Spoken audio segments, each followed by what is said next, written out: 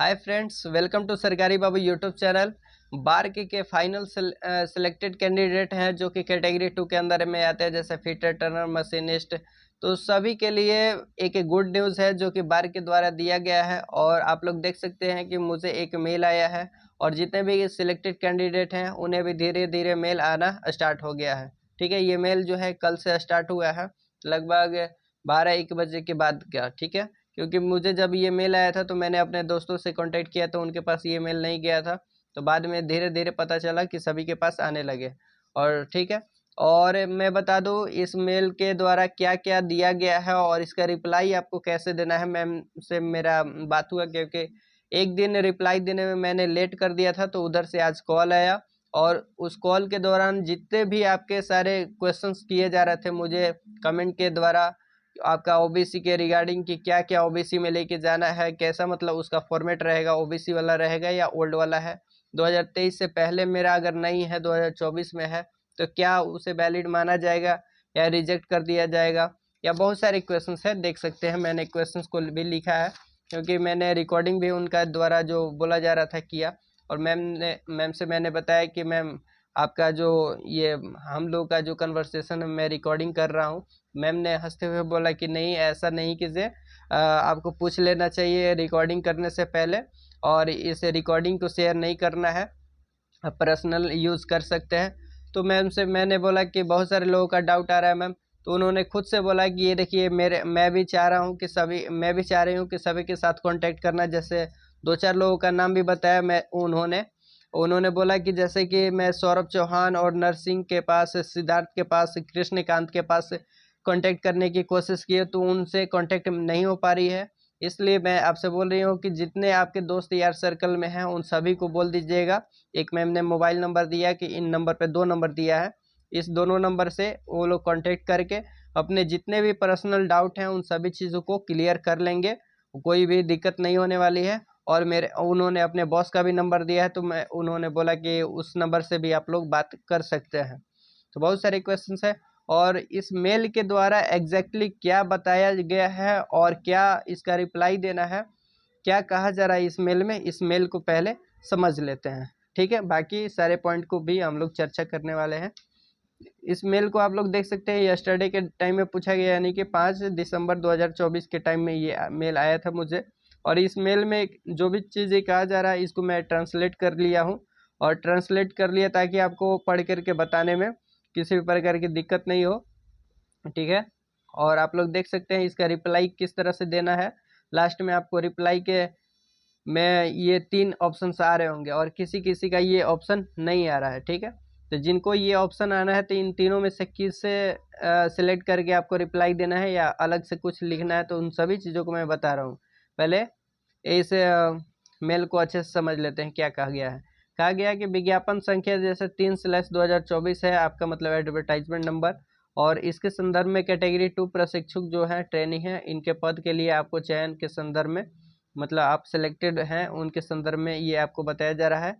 आपको परमाणु ऊर्जा विभाग के अंतर्गत निर्माण सेवा एवं संपदा प्रबंधन निदेशालय, जो कि DCSEM का फुल फॉर्म है, में नियुक्त के लिए विचार किया जा रहा है। ठीक है, अभी मतलब आपको फाइनल किया नहीं गया है, आपका विचार किया जा रहा है कि आपका होगा या नहीं होगा। ठीक है, वो पूर्ण रूप से अभी नहीं बताएं, क्योंकि ये ज्वाइनिंग लेटर नहीं है, विलिंगनेस लेटर है, यानी कि आपका इच्छा पूछा गया है इस मेल के द्वारा कि आप इस जॉब को करने के लिए इच्छुक हैं या नहीं हैं।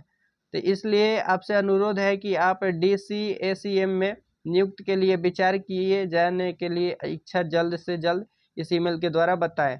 यानी कि आप इच्छुक हैं या नहीं हैं, जल्द से जल्द इस मेल के द्वारा आपको रिप्लाई कर देना है। ठीक है, ज़्यादा लेट नहीं करना है। कैसे रिप्लाई करना है उसे भी हम बताने वाले हैं। और फिर आगे लिखा गया है कि यह सूचित किया जाता है कि यदि आप इच्छुक हैं तो आपको 16 से 27 के बीच चिकित्सा परीक्षण के लिए रिपोर्ट करना पड़ सकता है।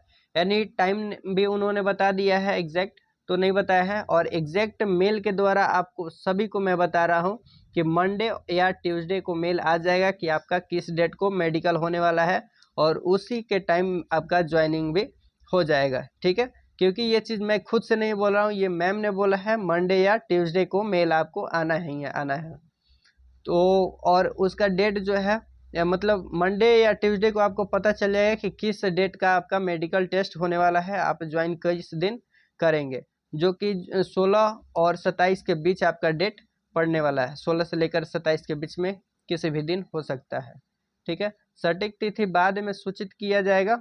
जैसे कि मैंने बोला कि मंडे या ट्यूसडे को आपको पता चल जाएगा कि किस डेट को आपको जाना है। तदनुसार व्यवस्था की जा सकती है।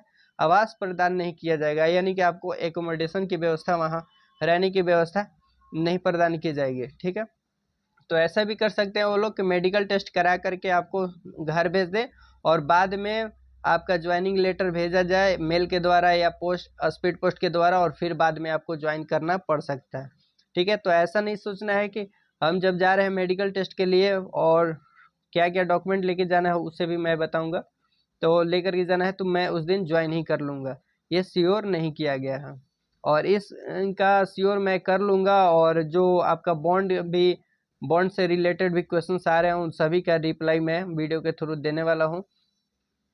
और इसमें आगे नीचे लिखा गया है कि यही चीज़ कि इसके द्वारा मतलब आपको ये इस अधिकारी के द्वारा इस मेल को भेजा गया है।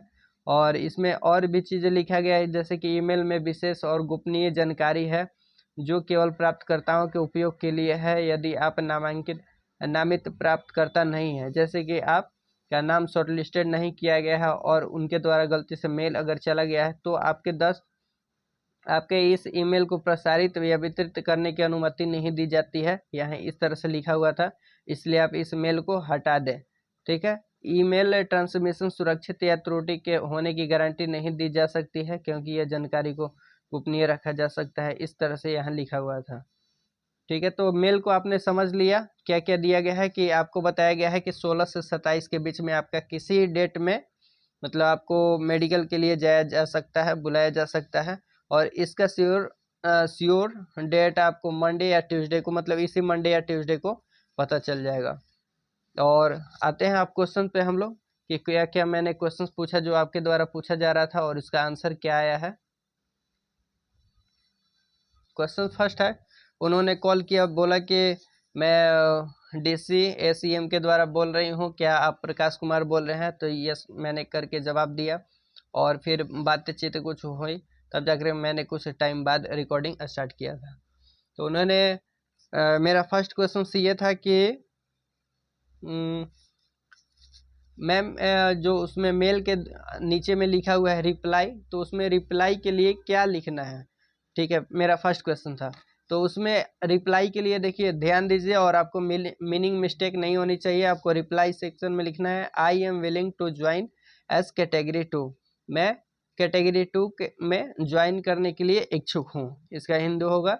और आपको लिखना है I am willing to join as category 2। या फिर मैंने मैम से कंफर्म किया तो कि मैम यही लिखना है, तो मैम ने बोला कि यस आप लोग ये भी लिख सकते हैं कि I am interested to join as category 2, मतलब दोनों का सेंस एक ही पता चलता है। ठीक है, तो दोनों में से कोई एक आप रिप्लाई दे देंगे और मीनिंग मिस्टेक ना हो, इस चीज़ का आप लोग ध्यान दे देंगे। सेकेंड, आपको पता चलेगा कि डेट कब तक पता चलेगा कि आपको कब मेडिकल के लिए जाना है। तो मैंने बता दिया मंडे या ट्यूसडे को। मैम ने बोला कि आपको मेल भेजा जाएगा, आप सभी लोग अपने मेल को देखते रहेंगे। फिर तीसरा क्वेश्चन मैंने किया कि डॉक्यूमेंट में क्या क्या बनवाना होगा मैम, एक्स्ट्रा में कुछ बनवाने की ज़रूरत है? तब मैम ने स्टार्ट किया कि आपके पास ओल्ड ओबीसी है 2023 के पहले वाला, तो उसे भी ले लेना है। या 2023 के दौरान जो आप डॉक्यूमेंट वेरिफिकेशन के टाइम में आपने दिया था उसे भी ले लेना है, जो 2023 के अंडर में है या 2023 से पहले है उसे भी ले लेना है। ठीक है, और जो लोग आप लोग डीबी के टाइम में जो जो डॉक्यूमेंट जेरोक्स के रूप में दिए थे उन सभी का कॉपी भी ले लेना है।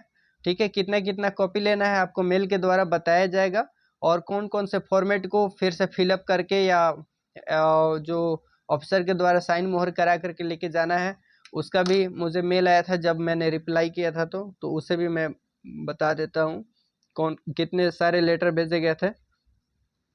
एक दो, फर्स्ट में कुछ और है, सेकेंड में है आइडेंटिटी सर्टिफिकेट, और तीसरा में है कुछ और भी है, मैंने इसे अभी ओपन नहीं किया, जस्ट मैं सोचा कि जल्दी से आप लोग को इन्फॉर्म कर दूँ वीडियो बना करके। फिर इंस्ट्रक्शन फॉर्म है, एग्रीमेंट है, और फिर सिक्योरिटी फॉर्म है। यानी कि 1 2 3 4 5 6 7 PDF मेरे पास भेजे गए हुए, मैं नहीं दिखा सकता। और इसके बाद मैंने क्वेश्चंस किया कि मैम ठीक है, जिसके पास अगर ओल्ड ओबीसी नहीं है जैसे 2023 वाला, तो वो क्या करेंगे? तो उन्होंने बोला कि अगर उनके पास अपना स्टेट वाला भी है तो स्टेट वाला ले लेंगे, लेकिन उनको ध्यान देना है कि सेंट्रल गवर्नमेंट वाला एक सर्टिफिकेट उनके पास ओबीसी या जो कास्ट है तो होना चाहिए, जो लेटेस्ट वाला है। अगर 2024 में भी आपने बनवाया था तो अगर उसे ले लीजिएगा, लेकिन साथ में अगर आपका स्टेट वाला ओल्ड वाला होना चाहिए। फिलहाल मैंने मैम से यही सुना और उन्होंने यही बोला, ठीक है। लेकिन इसके बाद अगर किसी का मतलब मान के चलिए अगर अभी तो बन जाता है लेकिन 2022 का भी नहीं है, 2023 का भी नहीं है, तो उनका क्या होगा? तो मेरा, मैं देखिए श्योर होकर के बोलता हूँ, आपको भी नहीं निकाला जाएगा। लेकिन आपको इसलिए ये बोला जाता है ताकि अगर आपके पास अगर हो तो आप इसे लेकर के जाएं। मैम ने ये भी बोला कि वो लोग जो 2024 में लेकर के गए थे डॉक्यूमेंट, तो वो लोग 2023 वाला बनवा लेंगे। तो मैम ने मतलब सॉरी, मैंने मैम से बोला कि मैम ये तो चीज़ गलत हो जाएंगी, गलत फॉर्म में हो जाएगा, ये तो फेक बन जाएगा। 2024 के डेट में 2023 वाला तो बन नहीं पाएगा। मैम ने तब जा कर के बोला कि ठीक है 2024 वाला भी बनवा लेंगे, लेकिन 2023 का या 2023 से पहले का भी है तो उसे भी आप लोग ले लेंगे, ठीक है। अगर जिनके पास अगर पहले वाला नहीं है तो लेटेस्ट वाला आप लोग बनवा लीजिएगा। और साथ में उन्होंने ये भी बात बोला कि अगर स्टेट वाला है तो ले लेंगे, लेकिन ओल्ड वाला होना चाहिए, ओल्ड वाला होना चाहिए, साथ में आपको सेंटर वाला एक बनवा लेना है। फिर उन्होंने ये बात तो क्लियर हो गया कि कैसे लेके जाना है, जिसके पास ओल्ड वाला है तो ठीक है, और जिसके पास ओल्ड वाला नहीं है तो स्टेट वाला और साथ में न्यू वाला सेंट्रल वाला बनवा लेना है। इस चीज़ का क्लियर हो गया। फिर मैंने उस नंबर पे दोबारा मैम के पास कॉल किया। मैम ओबीसी फॉर्मेट में जो है, ओबीसी फॉर्मेट बार के वाले फॉर्मेट में भी बनवाने की ज़रूरत है क्या? मैम ने बोला कि हाँ हाँ हाँ, सुनिए मुझसे एक चीज़ छूट गया था कि आपको जो बार के फॉर्मेट है उसे भी बनवा करके लेके जाना है। लेकिन जो लोग डॉक्यूमेंट वेरिफिकेशन के टाइम जो लोग उस फॉर्मेट को बनवा करके लेके गए थे तो उन्हें बनवाने की अलग से ज़रूरत नहीं है, वो लोग वही वाला लेकर के जाएंगे। और ध्यान देना है कि आपको सभी जितने भी डॉक्यूमेंट हैं जेरोक्स के साथ साथ ओरिजिनल कॉपी भी, आपको हार्ड कॉपी भी लेकर के जाना है, ठीक है। आपको मेल में लिखा भी जाएगा soft copy and hard copy, अगर नहीं लिखता है तो फिर भी आपको ओरिजिनल भी डॉक्यूमेंट लेकर के जाने की ज़रूरत है। और आपको मेल में लिखा जाएगा कि आपको कहाँ मतलब ज़रूरत है। तो जैसे कि आप लोग देख सकते हैं, मुझे DC ACM मुंबई में जो जगह है वहाँ बुलाने के लिए कहा गया है। और बहुत सारे मैंने नाम भी बताया था कि जो लोग के पास मैम का कांटेक्ट नहीं हो रहा था, तो और इसलिए मैं आपसे रिक्वेस्ट करूंगा, कभी आज तक मैंने वीडियो को शेयर करने के लिए नहीं कहा है कि अगर आप लोग को खुद से अच्छा लगता है तो खुद से आप लोग शेयर करते हैं, लेकिन इस बार इसलिए कह रहा हूँ शेयर करने के लिए कि बहुत सारे कैंडिडेट हैं जिनको अगर मेल नहीं आ पा रहा है या मैम कांटेक्ट नहीं कर पा रही है, तो आप लोग खुद से कॉल करके बोलेंगे कि मेरे पास मैम मेल नहीं आया है अभी तक और मैं इच्छुक हूँ या इच्छुक नहीं हूँ, तो आप लोग कंफर्म कर देंगे। मैं आपको नंबर देने वाला हूँ, अभी जस्ट देता हूँ।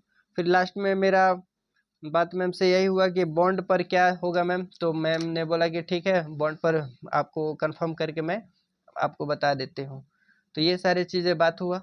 तो आई होप ये लोग आप लोग समझ गए होंगे। और फाइनल आपको नंबर देता हूँ जिस पर आपको कॉल करके आपके सभी डाउट क्लियर हो पाएंगे। वो मैम ने नंबर दिया, उन्हें आप लोग नोट कर लीजिएगा। यहाँ से नंबर दिया जो कि टेलीफोन लैंडलाइन नंबर है। आप लोग लिखेंगे 022202254। एक मिनट अच्छे से लिख देता हूँ बोल्ड करके, 0222022। और आपको मेल में भी ये नंबर भेजा गया होगा, लेकिन उन्होंने बोला कि एक कोड, ये जो नंबर है 02222 लगा करके और साथ में 2548 ये नंबर लगा करके फिर आपको लास्ट में मेल में दिख रहा होगा ये केवल नंबर 717213, ठीक है। इस नंबर पे आप कांटेक्ट कर लीजिए, या शुरू से लेकर के पूरे नंबर यही रहेंगे, लेकिन लास्ट में जो है 7213 के जगह पे 7215 हो जाएगा। ठीक है, तो ये दोनों नंबर हैं जिस पर आप कॉल करके अपने सभी डाउट को क्लियर कर सकते हैं, जो भी आपका डाउट है। और ज्वाइन जाने से पहले सभी डाउट जो है आप पहले क्लियर कर लीजिएगा। और आई होप कि आपको ये इन्फॉर्मेशन अच्छा लगा होगा, आप अपने सभी दोस्त के साथ शेयर कर देंगे ताकि बहुत सारे लोग जो मेल नहीं आए हैं या जो लोग परेशान हैं उनका प्रॉब्लम सॉल्व हो सके, वो लोग भी ज्वाइन करके अपने न्यू लाइफ को स्टार्ट कर सके। तो चलिए ठीक है, थैंक यू, जय हिंद।